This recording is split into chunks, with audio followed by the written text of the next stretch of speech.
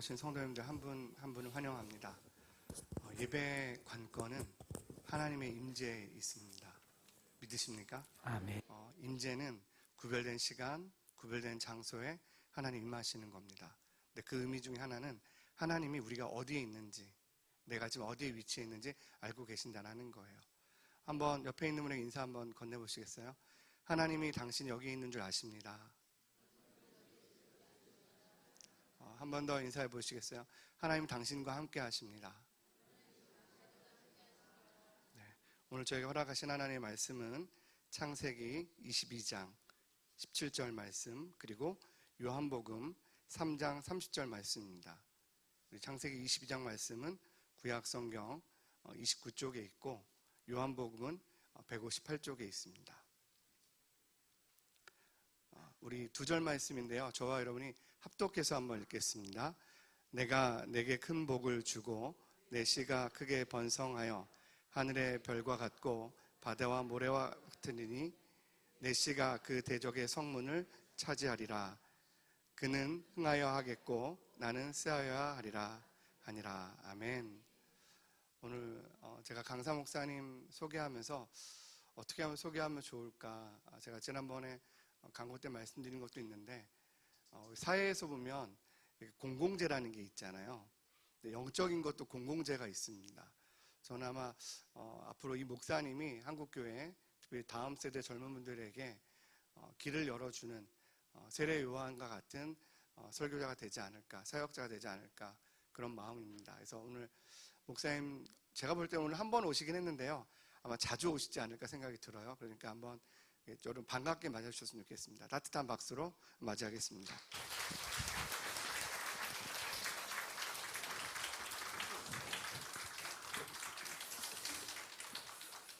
할렐루야.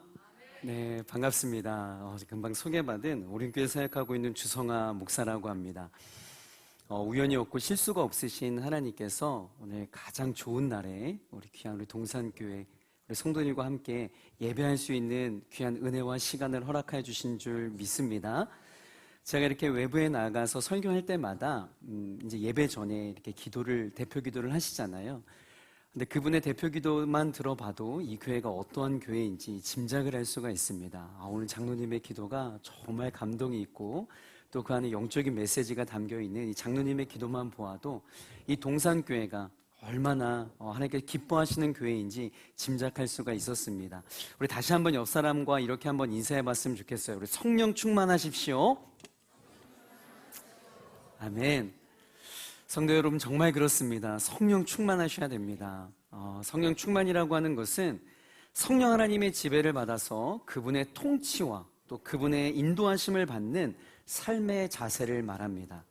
그러하기 때문에 성령 충만한 삶에는요, 인생의 분명한 방향성이 나타납니다. 무엇을 붙들고 살아가는지가 달라지는 것이죠.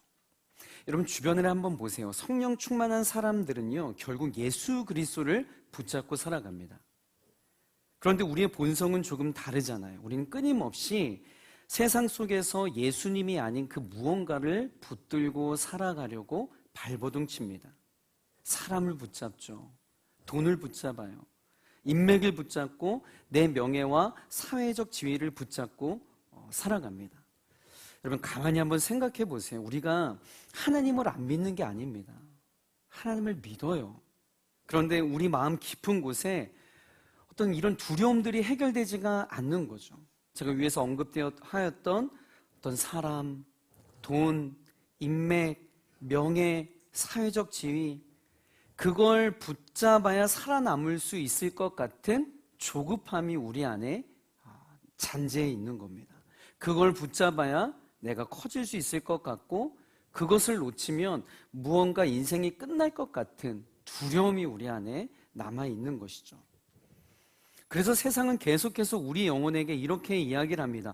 더 움켜쥐라고, 더 경쟁해서 쟁취하라고, 절대 내려놓지 말라고 부추깁니다. 그런데 여러분, 성경은요, 놀랍게도 정반대의 이야기를 하고 있습니다. 세상의 것을 붙잡고 더 움켜쥐는 사람을 통하여 하나님의 나라가 확장되는 것이 아니라 자기의 것을 내려놓고 비워내는 그 하나님의 새로운 방법, 세상이 이해할 수 없는 하나님의 방법을 통해 하나님은 일하시겠다라고 말씀을 하십니다. 오늘 우리가 읽었던 창세기와 요한복음의 말씀이 그것을 말하고 있어요. 여러분, 겉으로 보기에는 이 두 본문이 정반대의 전혀 다른 장면처럼 보입니다. 한 본문은 여러분 잘 아는 것처럼 하나님께서 아브라함에게 주신 그런 약속의 말씀이에요. 우리 22장 17절인데요. 우리 다시 한번 좀 읽어볼까요? 자, 함께 있습니다. 시작. 내가 내게 큰 복을 주고 내 씨가 크게 번성하여 하늘의 별과 같고 바닷가의 모래와 같게 하리니 내 씨가 그 대적의 성문을 차지하리라. 아멘. 여러분 아멘이시죠? 네. 이 본문의 말씀이 어떤 신학적 의미를 가지고 있는지 우리가 뭔가 구체적으로 연구를 하지 않는다 하여도 직감적으로 이 말씀은 정말 기분 좋은 축복의 말씀이라고 하는 것을 우리가 느낄 수가 있습니다. 굉장히 확장적인 언어예요. 번성, 많아짐, 커짐, 성장의 의미를 담고 있는 축복의 말씀입니다. 그런데 우리가 또 읽었던 요한복음의 본문 말씀은 또 전혀 다른 분위기를 가지고 있어요. 우리 요한복음 3장 30절 우리 한 번만 다시 읽겠습니다. 시작. 그는 흥하여야 하겠고 나는 쇠하여야 하리라 하니라. 아멘. 여러분 이 말씀은 딱 보아도 작아짐의 이야기예요. 줄어들고 축소되고 사라지는 이야기처럼 보입니다. 그러니까 겉으로 보면 창세기 22장엔 커지는 이야기고 요한복음 3장의 말씀은 작아지는 이야기처럼 보입니다. 그러나 놀랍게도 이 두 말씀은 하나의 영적 흐름을 가지고 동일한 방향으로 나아가고 있는 신비의 말씀이에요. 왜냐하면 하나님 나라 확장의 원리는요, 내가 작아질 때 그리스도가 드러나게 되어 있습니다. 그리고 그리스도가 드러나기 시작할 때 비로소 하나님의 나라가 확장되어지는 거예요. 이 단순한 영적인 원리가, 이 영적인 진리가 우리 인생의 목적과 방향, 더 나아가 주님의 몸된 교회가 나아가야 할 방향이 되어야 할 줄 믿습니다. 내가 흥하는 삶이 아니라 예수님이 흥하는 삶. 우리의 이름이 드러나는 교회가 아니라 예수 그리스도의 이름이 드높아지는 교회. 이러한 동산교회와 귀한 성도님 되시길 주의 이름으로 간절히 축복합니다. 이와 관련하여 저는 오늘 창세기 22장 17절과 요한복음 3장 30절의 말씀을 좀 함께 살펴보면서 이 하나님 나라의 깊은 역설의 은혜를 좀 나누어 보려고 합니다. 우리 첫 번째는요, 먼저 내려놓음과 맡김의 삶을 살았던 아브라함을 함께 좀 살펴보겠습니다. 창세기 22장은 아브라함의 인생에서 가장 깊고도 처절한 시험의 장면입니다. 자, 2절에 보면 하나님께서 이렇게 말씀하세요. 2절입니다. 우리 함께 읽습니다. 여호와께서 이르시되 내 아들 사랑하는 독자 이삭을 데리고 모리아 땅으로 가서 내가 내게 일러준 한 산 거기서 그를 번제로 드리라. 아멘. 여러분 이 말씀은요, 단순한 순종 테스트가 아닙니다. 이것은 아브라함 존재 전체를 흔드는 사건이에요. 왜냐하면 아브라함에게 있어서 여러분 잘 알잖아요. 이삭은 그냥 단순한 아들이 아닙니다. 이삭은 약속이었어요. 미래였다고요. 이삭은 아브라함 인생의 전부였습니다. 더군다나 100세에 얻은 아들이에요. 눈물로 간절히 기도하며 응답받았던 그런 기도의 응답이었어요. 아브라함의 인생에 있어 가장 큰 기쁨인 이삭을 바치라니요. 저는 특별히 이 본문을 묵상할 때마다 이 격한 감정이입이 됩니다. 저 두 아들의 아빠로서 이 아들이라고 하는 존재가 아빠에게 있어 언제 어떠한 존재인지 저는 너무나도 잘 알고 있기 때문에 그래요. 여러분 성경에는 아브라함의 복잡 미묘한 감정을 다 기록하진 않았지만 순간적으로 아브라함이 속으로 이렇게 하나님께 반문하지 않았을까요? 하나님, 다른 건 몰라도 이건 아닙니다. 하나님, 이건 아니죠. 이삭은 하나님께서 주신 약속 아닙니까? 주셨다가 다시 빼앗는 게 어디 있어요, 하나님? 그만큼 아브라함에게 이삭은 단순한 소유의 의미를 넘어선 존재의 이유와도 같았어요. 그런데 하나님은 말씀하세요. 바로 그것을 내려놓으라고. 바로 그것을 내려놓아라.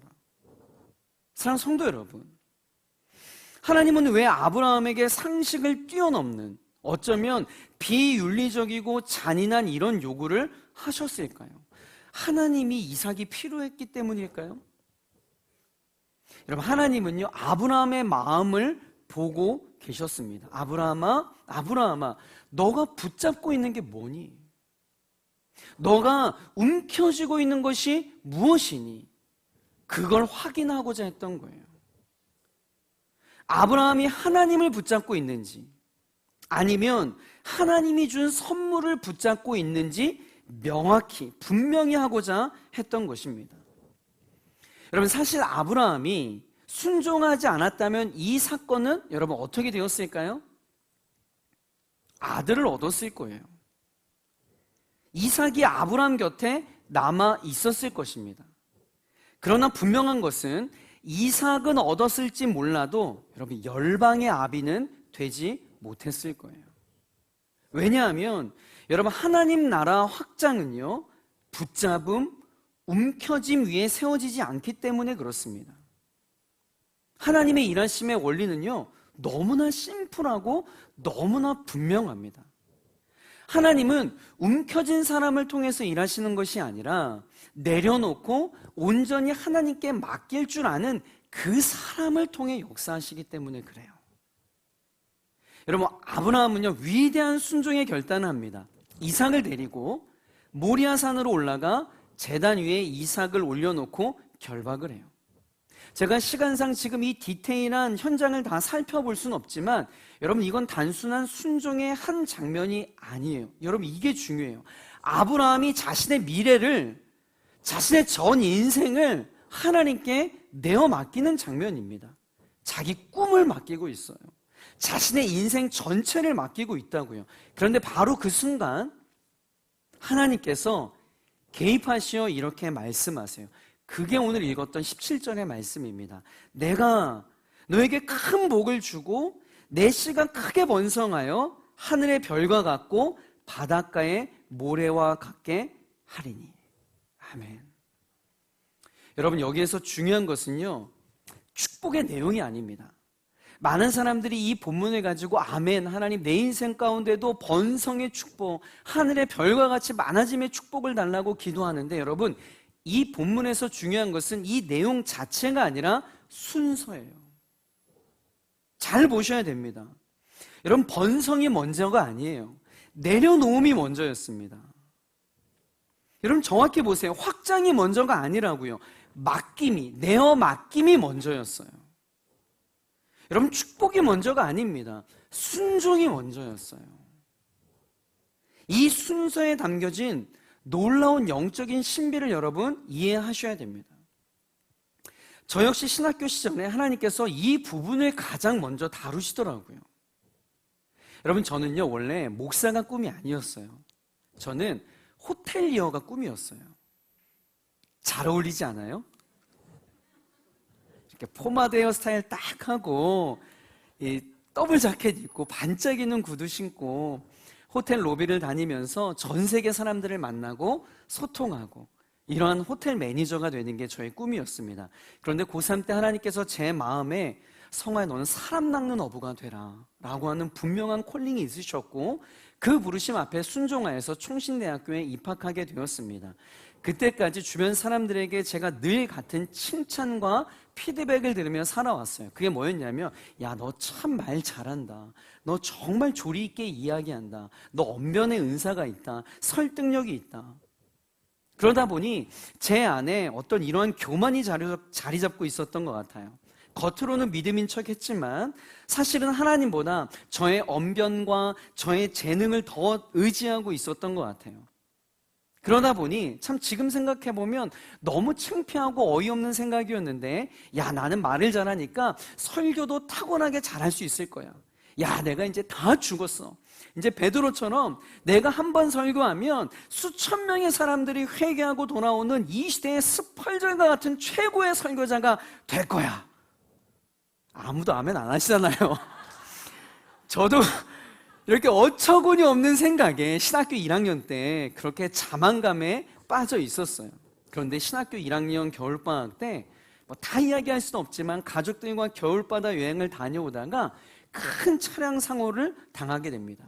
빙판길에 차량이 전복되어지고 그때 제가 흘러나온 찬양을 들으면서 가고 있다가 따라 부르고 가다가 제가 그 충격에 제가 제 혀를 깨물어서 제 혀가 심하게 절단되는 사고를 당하게 되었어요. 긴급 응급수술 후에 중환자실에 누워있는데 희미하게 옆에 있던 의사들이 이런 소리가 들려옵니다. 야, 저 젊은 대학생 친구인데 앞으로 말을 못할 텐데 어떡하나. 말을 해도 다 발음이 셀 텐데 아유 너무 딱하다 어린 나이에. 이런 이야기가 제 귓가에 들어옵니다. 그때 제가 어떤 반응을 했을 것 같아요? 야, 하나님 저를 살려주셔서 감사합니다. 여러분 그런 거 아니더라고요. 하나님 살아계십니까? 아니 어떻게 저한테 그러실 수 있어요? 하나님 제가 언제 목사한다고 했습니까? 전 호텔리어 한다라고 했는데 하나님 부르셔서 순종하여서 여기까지 스펄전이 되겠다라는 꿈을 가지고 여기 왔는데 이제 말을 못하게 된다니 하나님 살아계신 거 맞아요? 억울함과 두려움과 이 서러움이 쓰나미처럼 밀려오는 것을 제가 느낄 수 있었어요. 그런데 그때 바로 하나님께서 그 차디찬 중환자실에서 저에게 이렇게 말씀하셨어요. 성아야, 너가 붙들고 있는 게 뭐니? 나니? 아니면 내가 너에게 준 그 아주 작디 작은 은사니? 나를 붙들고 있니? 너의 혀를 붙들고 있니?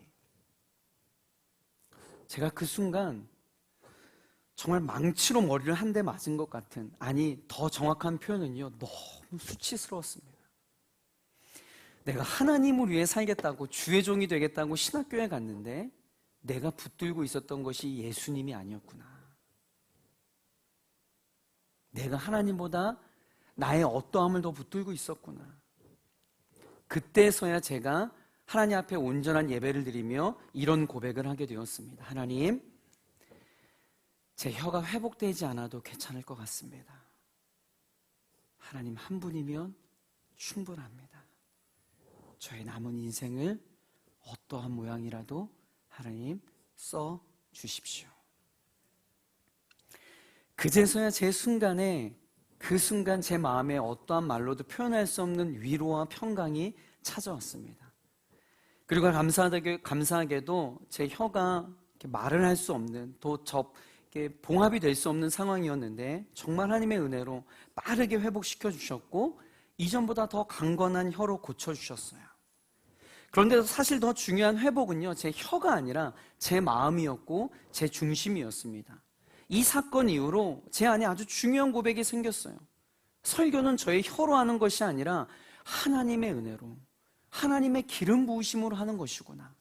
그래서 제가 이 회중이 1명 있는 설교 자리거나 10,000명이 있는 설교 자리거나 동일하게 제가 설교하기 전에 오늘도 이 앞에서 제가 기도하며 올라왔습니다. 하나님, 저의 힘으로는 한 영혼도 변화시킬 수 없사오니 저에게 성령의 기름을 부어 주시옵소서. 이게 제 안에 가장 큰 변화였습니다. 사랑하는 성도 여러분, 아브라함도 마찬가지였어요. 하나님께서 저의 혀를 원하셨던 게 아니었잖아요. 저의 중심을 원하셨던 것처럼 이삭을 원하셨던 것이 아니라 아브라함의 중심을 원하셨던 거예요. 그 아브라함에게 원하셨던 그것처럼 하나님께서 저와 여러분에게 오늘 동일하게 물으십니다. 사랑하는 아들아, 사랑하는 딸아, 너는 무엇을 붙잡고 있니? 여러분 속으로 한번 대답해 보십시오. 여러분 무엇을 붙들고 계십니까? 여러분 사람 붙잡으세요? 여러분 물질요? 성공? 아니면 자녀? 아니면 자존심? 여러분의 은사? 여러분의 계획? 여러분 무엇을 붙들고 계십니까? 우리는 그 무언가라도 붙잡아야 안전할 것 같지만 사실 그러한 것들을 붙잡을수록 더 불안해져요. 왜요? 잃을까 두렵기 때문에 그래요. 그러나 반대로 하나님께 맡기잖아요. 그러면 세상이 줄 수 없는 자유와 안정감이 그때부터 시작되는 거예요. 사랑하는 성도 여러분, 기억하세요. 아브라함은 이삭을 내려놓았을 때 아들을 잃지 않았습니다. 오히려 하나님을 더 깊이 경험하게 되었어요. 그리고 하나님은 아브라함의 인생을 통해 열방을 향한 더 큰 일을 시작하셨다고요. 여러분 실제로 보세요. 이 확장은 아브라함 개인이 잘 되는 정도의 축복이 아니었어요. 창세기 22장 17절에 보면요, 내 씨가 크게 번성하여 하늘의 별과 같고 바닷가의 모래와 같게 하리니 라고 이야기합니다. 여기까지만 보면 단순히 아브라함의 자손이 많아진다는 내용인 것 같아요. 그러나 이어지는 18절 보세요. 또 내 씨로 말미암아 누가요? 천하 만민이 복을 받게 된대요. 아멘. 여기서 하나님의 확장의 약속이 더 분명해지는 겁니다. 이것은 단순 아브라함 가문이 번성한다는 말씀이 아니에요. 하나님께서 아브라함을 통해 열방을 복주시겠다라는 말씀이죠. 곧 여기서 말하는 내 씨는 궁극적으로 예수 그리스도를 향하고 있습니다. 그리고 실제로 이 약속은 신약에 와서 예수 그리스도 안에서 더욱 분명하게 성취되어져요. 여러분 이해하시겠어요? 아브라함이 이삭을 내려놓았을 때 하나님은 단지 이삭 한 사람을 다시 돌려준 게 아니라고요. 그 내려놓음의 자리에서 하나님은 예수 그리스도를 통해 열방을 향한 복음의 확장을 열어가신 거예요. 아브라함이 움켜쥐고 붙잡고 있었다면 이삭 하나를 지켰을지 모릅니다. 그러나 하나님께 맡겼을 때, 하나님께 내려놓았을 때 그 하나님은 그 인생을 통해 천하 만민이 복을 받는 구원의 길을 여셨어요. 이것이 하나님 나라의 방식입니다. 우리가 붙잡으면 여러분 그거 하나 지킬 수 있겠죠. 그러나 하나님께 맡기잖아요. 하나님은 그것을 통해 우리가 상상도 하지 못할 더 큰 세계를 여십니다. 성도 여러분, 내려놓음. 이 내려놓음은요, 여러분이 리더 내려놓을 때, 순장 내려놓을 때, 교사 내려놓을 때, 성가대 내려놓을 때 쓰는 단어가 아니에요. 내 인생의 핸들을 하나님께 내어 맡길 때 사용되어지는 언어입니다. 여러분 기억하세요. 내려놓음은 결코 상실이 아니에요. 맡김은 실패가 아닙니다. 하나님은 오늘도 세상의 것을 움켜잡은 손보다 하나님께 내어 맡긴 그 손을 통해 더 크게 일하실 줄 믿습니다. 여러분 두 번째는요, 세례 요한의 이야기예요. 아브라함은 하나님께서 주신 가장 소중한 이삭을 내려놓고 맡겼습니다. 그리고 그 내려놓음 이후에 하나님의 확장이 시작되었다라고 살펴보았어요. 자, 그런데 흥미로운 것은 두 번째로 살펴보려고 하는 세례 역시 동일한 영적 원리를 살아냈다라는 겁니다. 아브라함이 내려놓음과 맡김의 사람이었다면 여러분 세례 요한은 쇠함과 비움의 사람이었어요. 자, 우리 세례 요한을 한번 만나봅시다. 세례 요한은요, 그 당시 한마디로 말하면 엄청난 영적인 인플루언서였습니다. 광야에서 그의 외치는 메시지 앞에 수많은 사람들이 열광해요. 수많은 사람들이 몰려들기 시작합니다. 대중들이 세례 요한을 향하여서 메시아가 아닌지, 혹은 선지자가 아닌지, 아니면 엘리야 아니야? 이렇게 생각할 정도로 수많은 사람들의 관심과 환호를 받는, 요즘 말로 이야기하면 라이징 스타였어요. 사람들은 회개하기 위해 요단강으로 나와왔고 심지어 종교 지도자들까지 긴장할 정도의 여러분 엄청난 영향력이었습니다.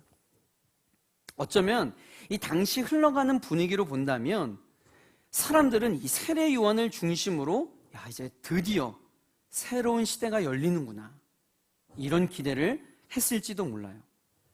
자, 그런데 어느 순간부터 무언가 분위기가 달라지기 시작합니다. 그러니까 쉽게 말해 세례 요한을 추앙하고 그를 따르던 이 세례 요한의 팬들이, 이 팬클럽들이 예수님 팬클럽으로 이동하기 시작한 거예요.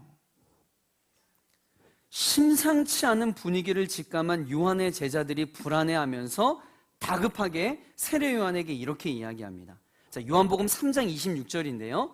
자, 우리 함께 읽어봅시다. 시작. 그들이 요한에게 가서 이르되 라비어 선생님과 함께 요단강 저편에 있던 이 곧 선생님이 증언하시던 이가 세례를 베풀매 사람이 다 그에게로 가더니이다. 아멘. 여러분, 이 말씀은요, 지금 세례 요한의 제자들이 이 불안하고 다급한 마음으로 세례 요한에게 질문하고 있는 거예요. 세례 요한 선생님, 지금 이럴 때가 아니에요. 지금 팬클럽 관리하셔야 됩니다. 지금 다 예수님께로 가고 있다고요. 세례 요한을 따르던 이 제자들의 입장에서 보면 이 장면은 생각보다 굉장히 심각한 장면입니다. 왜냐하면 이것은 단순히 이 팬클럽의 회원 몇 명 정도가 빠져나가는 그 정도의 문제가 아니기 때문에 그래요. 영향력이 줄어드는 순간이에요. 사람들의 관심으로부터 멀어지고 잊혀지는 순간입니다. 자신의 시대가 끝나가는 순간이라고요. 사실 인간적으로 보면 여러분, 누군가에게 잊혀진다는 생각에 감정적으로 충분히 흔들릴 수 있는 상황이었어요. 여러분, 막말로 사역도 세례 요한이 예수님보다 먼저 시작했어요. 먼저 깃발 꽂았다고요. 경험도 세례 요한이 더 많은걸요. 내가 이렇게 헌신하고 내가 사역의 현장을 다 다져놨는데 이제 와가지고 여기에 들어온다고? 여러분, 이런 서운한 마음 들지 않겠어요? 얼마든지 예수님과 비교하고 자신의 사역 현장을 지키고 싶은 그런 마음도 있었을 겁니다. 그런데 세례 요한이 이러한 제자들의 요청에 무엇이라고 답하는 줄 아세요? 그게 바로 요한복음 3장 30절의 말씀이에요. 우리 다시 한번 읽어봅시다. 시작. 그는 흥하여야 하겠고 나는 쇠하여야 하리라 하니라. 아멘. 여러분, 지금 이 말씀은 체면을 차리기 위해 아니면 겸손한 척하기 위한 미사 여구가 아니에요. 이거는요, 세례 요한의 정체성의 고백입니다. 세례 요한이 요한복음 1장에 보면요, 자신을 뭐라고 소개하냐면 이렇게 소개를 해요. 이르되 나는 선지자 이사야의 말과 같이 주의 길을 곧게 하라고 뭐예요? 광야에서 외치는 자의 소리로라 하니라. 그럼 잘 보셨어요? 세례 요한이 자신을 뭐라고 이야기하냐면 나는 광야에 외치는 자의 소리입니다 라고 자신의 정체성을 고백해요. 전 이 표현을 너무 좋아합니다. 세례 요한의 정체성을 가장 잘 나타낸 표현이에요. 여러분, 소리라고 하는 것을 한번 묵상해 보세요. 소리는요, 자기 자신을 드러내기 위해 존재하는 게 아니에요. 소리의 정체성은 소리가 머금고 있는, 소리가 담고 있는 어떤 메시지를 전달하고 사라지는 겁니다. 여러분, 이게 소리의 정체성이에요. 소리가 담고 있는 메시지가 전달되어지면 소리는 자연스럽게 사라지고 잊혀지는 것이 소리의 본질이에요. 세례 요한은 그것을 알고 있었던 거죠. 나는 이 사역의 중심이 아니다. 나는 이 무대의 주인공이 아니다. 나는 그저 예수님을 드러내기 위해 존재하는 사람일 뿐이다. 그래서 그는 예수님이 역사의 무대에 드러나는 순간 그는 기뻐하며 자신의 사명을 마치고 뒤로 조용히 물러납니다. 그리고 실제로 성경을 쭉 읽어가다 보면 세례 요한이 쇠하기 시작할 때 예수님의 본격적인 사역이 세상에 드러나기 시작되죠. 세례 요한은 점점 뒤로 물러나고 예수님은 점점 앞으로 나아오십니다. 세례 요한은 자신의 사람을 만들지 않았어요. 사람들을 자신에게 묶어둔 것이 아니라 오히려 자신에게 몰려드는 사람을 예수님께 보내는 일을 합니다. 인간적으로 생각하면 정말 얼마나 서운하겠어요. 그를 따르던 그의 제자들조차 예수님을 따르기 시작해요. 자신의 영향력이 점점 줄어들어요. 대중에게 자신이 점점 잊혀지고 있습니다. 여러분, 세상의 관점으로 이걸 뭐라고 이야기하냐면 실패라고 이야기해요. 패배라고 이야기합니다. 망했다라고 이야기하는 거예요. 그러나 성경은 세례 요한을 실패자라고 말하지 않아요. 왜냐하면 애초에 자신의 역할은 자신에게 사람들을 모으는 것이 아니라 예수님께 연결하는 것이기 때문에 그렇습니다. 실제로 그 이후에 예수님의 사역이요, 폭발적으로 시작이 되어져요. 가나안 혼인잔치에서 물이 포도주로 변합니다. 병든 자들이 치유되어 눈먼 자가 눈을 뜹니다. 죽은 자가 살아나고 하나님의 나라가 선포되기 시작하는 거죠. 여러분, 이게 무슨 의미예요? 세례 요한이 비워진 자리에 예수님이 채워지기 시작했다는 뜻입니다. 세례 요한이 사라지기 시작했을 때 예수님이 역사의 무대에 등장하셨다라는 뜻이에요. 다시 말해 세례 요한이 쇠하였을 때 그리스도가 흥해지신 거예요. 여러분, 이것이 하나님 나라의 원리이고 이것이 하나님 나라의 신비입니다. 제가 지난 여름에 정말 큰맘 먹고 우리 가족들을 데리고 여름 휴가를 하와이로 다녀왔어요. 야, 하와이 정말 좋더라고요. 네가 가라 하와이에 여러분, 정말 너무 좋더라고요. 정말 자연 광경이 너무 좋은 거예요.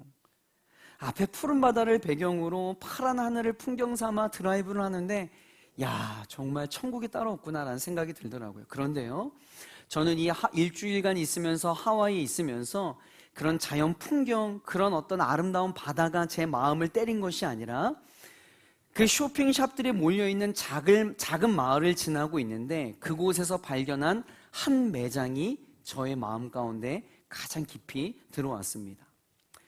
한 마을을 지나가고 있는데 굉장히 인상적인 로고를 발견하게 되었어요. 한번 사진 한번 좀 보여주시겠어요?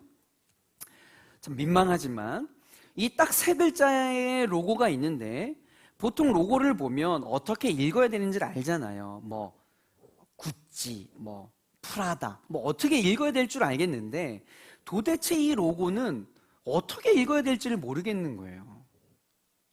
뭐 어떻게 읽어야 되는 거예요? 이걸 도대체 너무 궁금한 거예요. 그래서 차를 세우고 호기심이 발달해가지고 그 안에 들어갔더니 직원분이 웃으면서 이 로고를 통해 당신처럼 이 궁금증을 유발하여서 이 매장하게 들어오게끔 하려고 이 로고를 만들었다는 거예요. 그러면서 이 로고를 통해 사람들에게 복음을 전하고 싶어서 이 로고를 만들었다라고 하는 이 제작자의 설명을 들을 수가 있었습니다. 이 브랜드의 풀네임은 뭐냐면 He is greater than I라는 거예요. He is greater than I. 그럼 짐작하셨겠지만 오늘 본문 요한복음 3장 30절의 말씀, 그는 흥하여 하겠고 나는 쇠하여 하리라, 이 말씀의 영감을 받아 만든 브랜드입니다. 자, 너무 놀라운 것은 이 브랜드를 보면 아까 보셨지만 He, 예수님을 뜻하는 He는요 대문자로 표현해 놨어요. 그리고 나를 표현하는 I는 소문자 I로 표현해 놨습니다. 그리고 그 안에 부등호를 표현해 가지고 Jesus, He, 대문자, 그는 I, 소문자, 나보다 크신 분입니다. 예수님이 커지셔야 되고 나는 작아져야 합니다 라는 메시지를 담고 있는 브랜드 로고였습니다. 엄청난 영적인 메시지를 담고 있죠. 실제로 이 브랜드 로고를 담긴 가방들, 그리고 티셔츠, 모자, 그리고 텀블러, 이런 것들을 들고 다니는 수많은 미국의 청년들, 자신의 신앙을 이렇게 표현하고 있는 모습을 보게 되었어요. 그 모습을 보며 제 안에 참으로 많은 묵상이 있었습니다.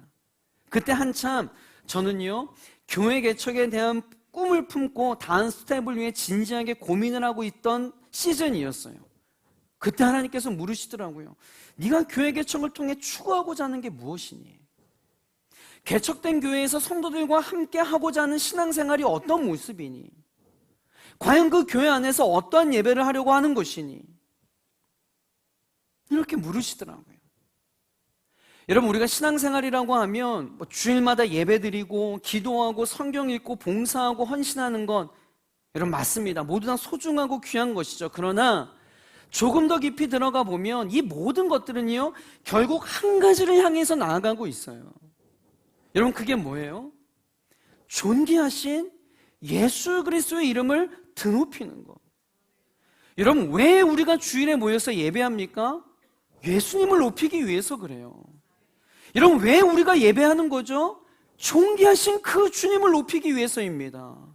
왜 우리가 기도하는 겁니까? 내 뜻보다 크신 그 하나님의 뜻이 드러나기 위해서 기도하는 거예요. 왜 우리가 말씀 보나요? 내 뜻보다, 내 생각보다 하나님의 생각이 더 선명해지기 위해서 그렇습니다. 여러분, 왜 우리가 헌신하죠? 왜 우리가 봉사하는 겁니까? 내 이름이 드러나는 것이 아니라 예수 그리스도의 이름을 드러내기 위해서 그래요. 세례 요한은 오늘 본문을 통해 신앙생활의 핵심, 그리고 교회의 핵심을 정확하게 이야기를 하고 있습니다. 내가 높아지는 것이 아니라 누가 높아지는 것? 예수님이 높아지는 것. 내가 드러나는 것이 아니라 예수 그리스도가 드러나는 것. 그는 흥하여야 하겠고 나는 쇠하여야 하리라. He is greater than I. 사랑하는 성도 여러분, 이것이 건강한 신앙생활의 본질이고 이것이 건강한 교회의 핵심인 줄 믿습니다. 그래서 저는 그때 하나님께 확신을 품고 내가 교회 개척을 하면 이 요한복음 3장 30절의 말씀, 그는 흥하여야 하겠고 나는 쇠하여야 하리라, 이 메시지를 변치 않고 주님만 높이는 교회가 되겠다라는 의미로 교회 이름을 330 처치로 그렇게 정한 거예요. 330 처치. 여러분, 진짜 부흥은요, 사람이 많아지고 규모가 커지는 게 아닙니다. 예수님이 드러나는 거예요. 교회는 사람의 이름을 남기는 공동체가 아니라 예수의 이름을 높이는 공동체가 교회인 거예요. 우리가 흥하는 것이 목적이 아니라 그리스도가 드러나는 것이 목적이라고요. 요즘 요한복음 3장 30절의 말씀을 계속해서 묵상하는데 한 번은 주님께서 이런 마음을 주시는 거예요. 성아야, 너가 뭘 하고 뭐 이걸 하고 저걸 하고 한다고 내가 흥해지는 게 아니야. 나는 알아서 내가 흥해질 테니까 너는 그냥 어떻게 쇠하여질지만 고민해.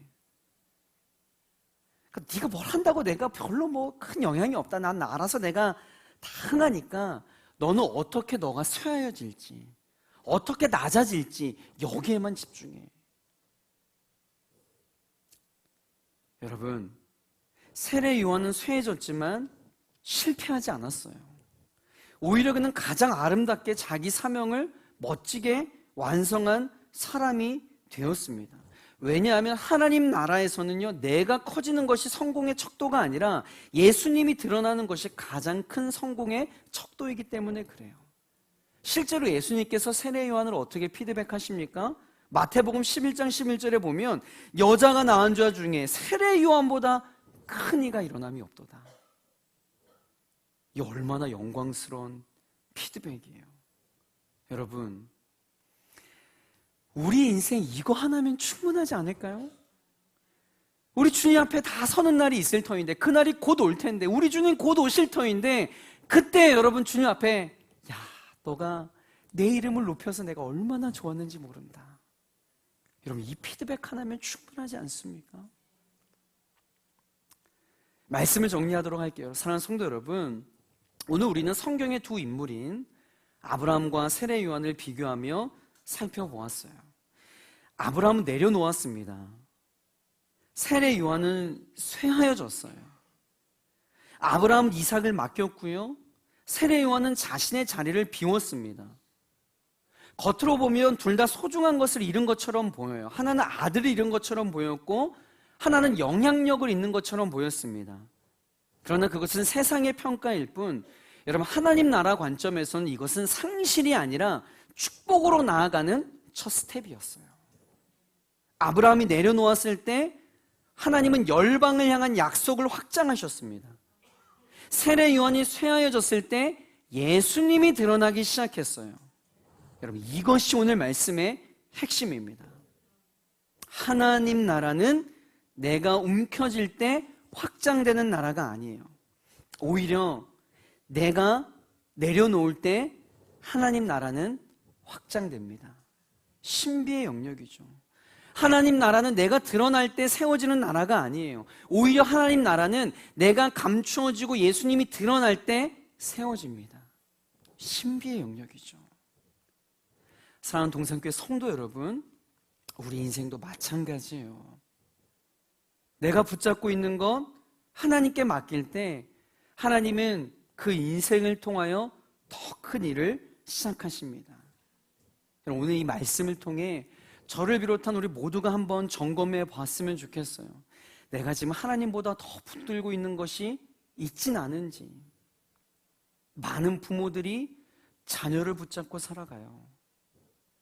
물질과 재정과 통장의 잔고를 붙들고 살아갑니다. 건강과 안정된 삶을 붙들고 살아가요. 사람들의 인정과 명예, 성공과 자리, 내 계획과 자존심을 붙들고 살아갑니다. 심지어 신앙생활을 하는 영역 가운데에도 하나님보다 내가 가진 은사와 경험, 사역의 열매와 직분을 붙들고 살아갈 때가 있어요. 사랑하는 성도 여러분, 우리가 붙들고 있는 그것을 하나님께 맡길 때 하나님은 비로소 우리의 인생을 통해 더 크고 놀라운 일을 행하실 줄 믿습니다. 여러분, 이 동산교회도 마찬가지예요. 교회가 시스템과 행사 그리고 프로그램을 붙들기 시작하면요, 그때 예수님보다 사람이 드러나기 시작하는 겁니다. 여러분, 말씀으로 승부하시길 바랍니다. 기도의 무릎으로 승부하길 바라요. 예배와 찬양이 정답입니다. 구제와 선교, 양육과 훈련을 붙들게 될 때 하나님의 영광이 드러나기 시작할 거예요. 동산교회가 자신을 낮추고 오직 예수님만 높이기 시작할 때 하나님은 동산교회를 통해 다시금 복음의 생명력을 흘려보내신 줄 믿습니다. 여기는 앞에 있는 표현처럼 살아있는 예배, 모든 것이 살아나는 역사가 있을 줄 믿습니다. 그러므로 오늘 이 말씀을 가슴에 새기며 함께 기도해야 될 제목은 이거예요. 주님, 내가 붙들고 있는 것들을 내려놓게 하여 주시옵소서. 내가 움켜쥐고 있는 것을 주님께 맡기게 하여 주시옵소서. 내가 드러나는 삶이 아니라 예수님이 드러나는 삶을 살아가게 하여 주시옵소서. 나의 이름이, 우리 교회의 이름이 높아지는 것이 아니라 예수님의 이름만이 높여지게 하여 주시옵소서. 내려놓음은 상실이 아니에요. 여러분, 맡김은 실패가 아닙니다. 쇠하여지는 것, 이런 패배가 아니에요. 예수님 때문에 잊혀지는 것, 여러분, 영광스러운 일입니다. He is greater than I. 그는 흥하여 하겠고 나는 쇠하여하리라. 이 진리의 말씀 붙들고 남은 인생, 우리 주님 오시는 그날까지 존귀하신 예수 그리스도의 이름만 드높이는 우리 사랑하는 모든 동산교회 성도님들, 그리고 영광스러운 동산교회가 되기를 주의 이름으로 간절히 축복합니다. 우리 함께 말씀 붙들고 찬양했으면 좋겠는데요, 내가 주인 삶은 모든 것 내려놓고 우리 이 찬양 믿음의 고백으로 함께 찬양하며 함께 기도하는 시간 갖도록 하겠습니다.